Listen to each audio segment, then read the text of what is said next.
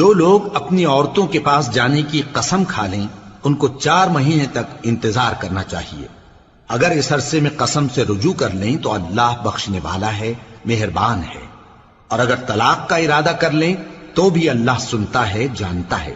اور طلاق والی عورتیں 3 حیض تک اپنے تئیں روکے رہیں، اور اگر وہ اللہ اور روز قیامت پر ایمان رکھتی ہیں تو ان کو جائز نہیں کہ اللہ نے جو کچھ ان کے شکم میں پیدا کیا ہے اس کو چھپائیں۔ اور ان کے خاوند اگر پھر موافقت چاہیں تو اس مدت میں وہ ان کو اپنی زوجیت میں لے لینے کے زیادہ حقدار ہیں۔ اور عورتوں کا حق مردوں پر ویسا ہی ہے جیسے دستور کے مطابق مردوں کا حق عورتوں پر ہے، البتہ مردوں کو عورتوں پر 1 درجہ فضیلت ہے، اور اللہ غالب ہے، صاحب حکمت ہے۔ طلاق صرف 2 بار ہے، یعنی جب 2 دفعہ طلاق دے دی جائے تو پھر عورتوں کو یا تو بطریق شائستہ نکاح میں رہنے دینا ہے یا بھلائی کے ساتھ چھوڑ دینا۔ اور یہ جائز نہیں کہ جو مہر تم ان کو دے چکے ہو اس میں سے کچھ واپس لے لو۔ ہاں، اگر زن و شوہر کو خوف ہو کہ وہ اللہ کی حدوں کو قائم نہیں رکھ سکیں گے تو اگر عورت خاوند کے ہاتھ سے رہائی پانے کے بدلے میں کچھ دے ڈالے تو دونوں پر کچھ گناہ نہیں۔ یہ اللہ کی مقرر کی ہوئی حدیں ہیں، ان سے باہر نہ نکلنا، اور جو لوگ اللہ کی حدوں سے باہر نکل جائیں گے وہ گناہگار ہوں گے۔ پھر اگر شوہر 2 طلاقوں کے بعد تیسری طلاق عورت کو دے دے تو اس کے بعد جب تک عورت کسی دوسرے شخص سے نکاح نہ کر لے اس پہلے شوہر پر حلال نہ ہوگی۔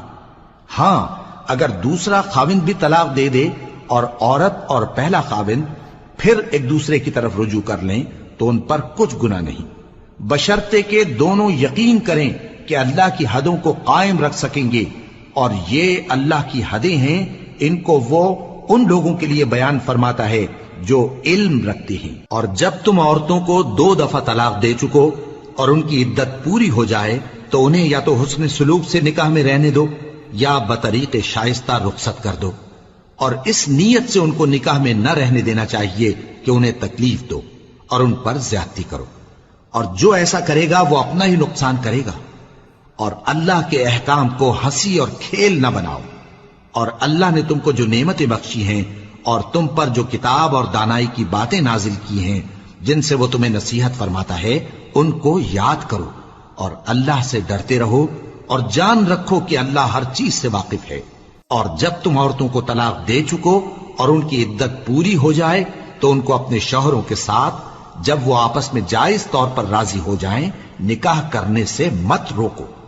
اس حکم سے اس شخص کو نصیحت کی جاتی ہے جو تم میں اللہ اور روز آخر پر یقین رکھتا ہے۔ یہ تمہارے لیے نہایت خوب اور بہت پاکیزگی کی بات ہے، اور اللہ جانتا ہے اور تم نہیں جانتے۔ اور